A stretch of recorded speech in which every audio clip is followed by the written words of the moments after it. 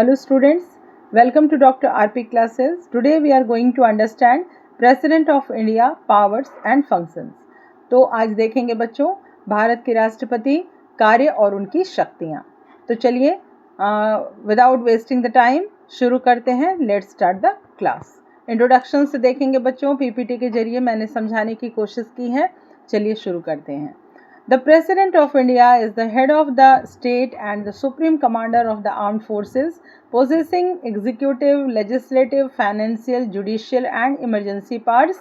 While the President acts as the ceremonial head, they also serve as the chief defender of the Constitution, generally exercising their authorities on the advice of the Prime Minister and the Council of Ministers. तो जो president of India होंगे हमारे देश के, वो head of the state होते हैं, वो सुप्रीम कमांडर भी होते हैं पूरे आर्म फोर्सेस के, और उनके पास कार्यपालिका, लेजिस्लेटिव यानी कि विधान पालिका, और फाइनेंशियल यानी कि वित्तीय, और जुडिशियल और आपातकालीन सारी शक्तियां होती हैं.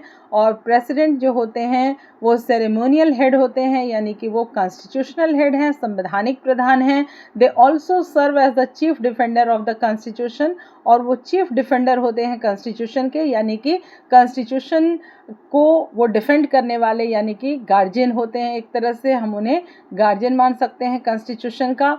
Generally exercising their authorities on the advice of the prime minister and the council of minister, और वो वही कार्य करते हैं बच्चों जो प्राइम मिनिस्टर और उनका काउंसिल ऑफ मिनिस्टर जो एडवाइस देता है, उसी के एडवाइस पर वो अपना कार्य करते हैं. अब नेक्स्ट देखिए, the president of India is the head of the state and the first citizen of the country. जो भारत के राष्ट्रपति होंगे वो हेड ऑफ द स्टेट होंगे. यहाँ पर स्टेट का मतलब है देश, तो देश के वो सबसे प्रधान होते हैं, पहले व्यक्ति होते हैं, और first citizen of the country है, यानी कि भारत के पहले नागरिक हैं. Govern by part 5 article 52 to 62 of Indian Constitution, the office hold vast and nominal executive powers.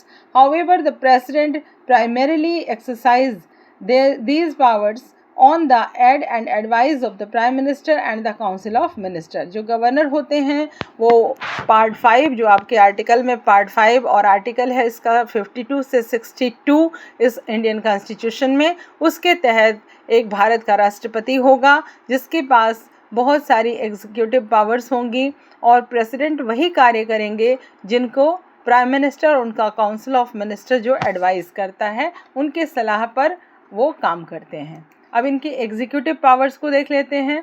The president act as the formal head of the government, making की appointments, PM, governors, जजेस, and as the part of parliament can summon session, dissolve the Lok Sabha and issue ordinance.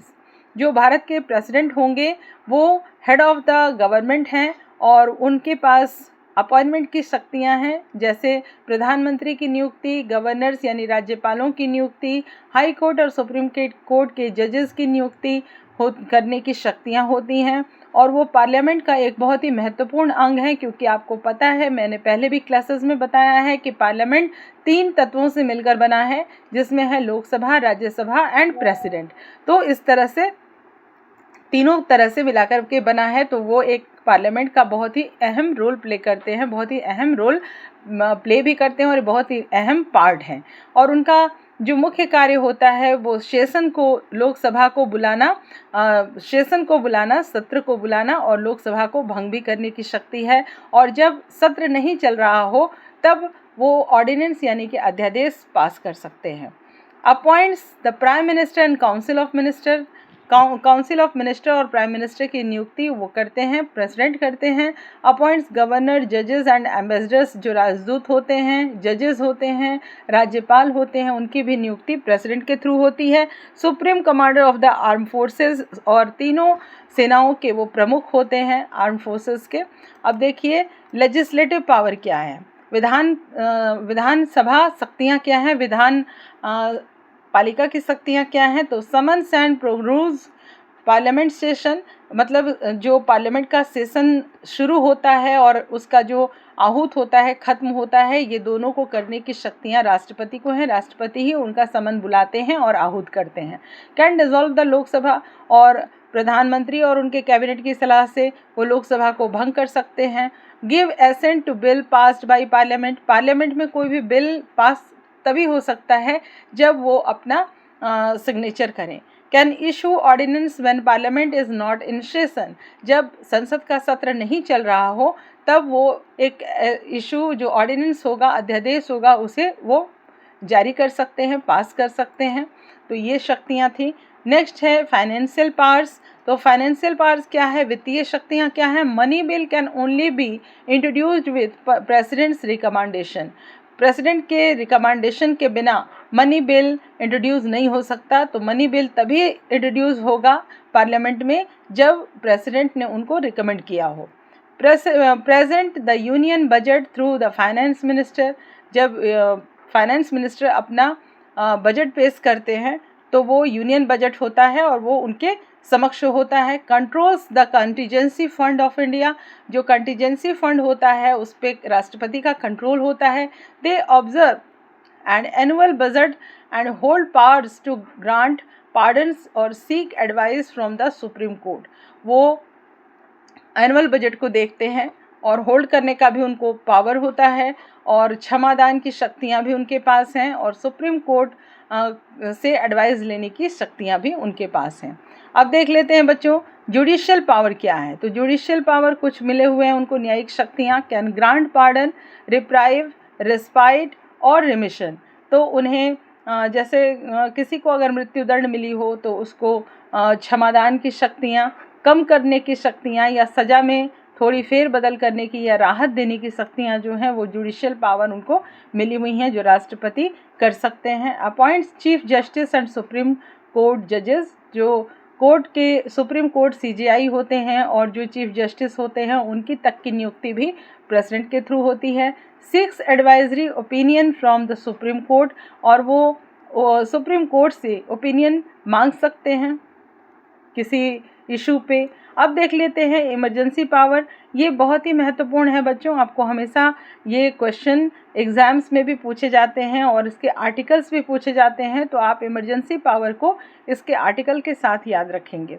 The president holds the authority to declare national, article है 352, state article 356 and financial emergency article 360, वो emergency power का इस्तेमाल कर सकते हैं। President के पास emergency declare करने की अथॉरिटी होती है, जिसमें देखिए नेशनल इमरजेंसी अंडर आर्टिकल 352, जो आंतरिक कलह की वजह से अगर देश में आपात आ गई हो तो उसका आर्टिकल है 352 352। स्टेट इमरजेंसी अंडर आर्टिकल 356 यानी कि 356 जो आर्टिकल है किसी राज्य में अगर राज्य की व्यवस्था ठीक से नहीं चल रही हो तो वहाँ पर राष्ट्रपति शासन लगा दिया जाता है।